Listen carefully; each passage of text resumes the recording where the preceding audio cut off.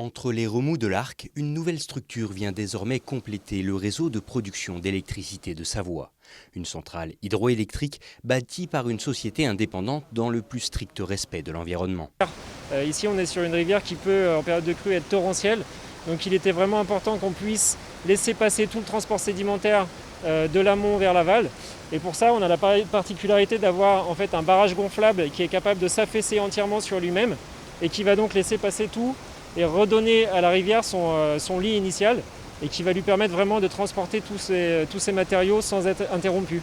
D'un coût de plus de 10 millions d'euros, le projet s'est d'ailleurs ouvert aux habitants via une participation qui a séduit de nombreux Mauriennais. Aujourd'hui, ce qui est intéressant, c'est qu'il y a une diversification dans les clients. Ce ne sont plus uniquement les collectivités ou les entreprises, mais aussi les citoyens.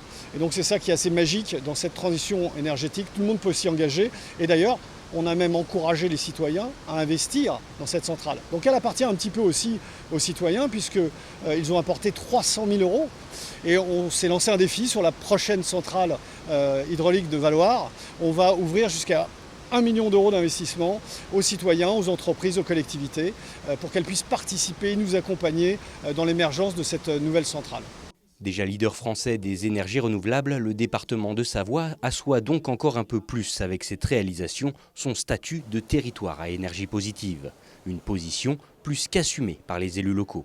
Il faut reconnaître que sur le secteur de l'ancien canton d'Aiguebelle, on est bien servi, puisqu'en matière de microcentrales ou de centrales hydrauliques, il y a 2 centrales à Montsapet, 5 centrales à Argentine, 2 centrales à Épierre, une centrale à Saint-Léger, une centrale à Saint-Pierre-de-Belleville, une centrale EDF à Randan et Aquabella à Val-d'Arc.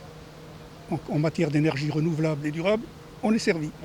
D'ailleurs, le groupe AQO ne compte pas s'arrêter là et prévoit d'ores et déjà plusieurs autres chantiers similaires dans le département, à l'image de sa prochaine réalisation qui sera installée sur la commune de Valloire.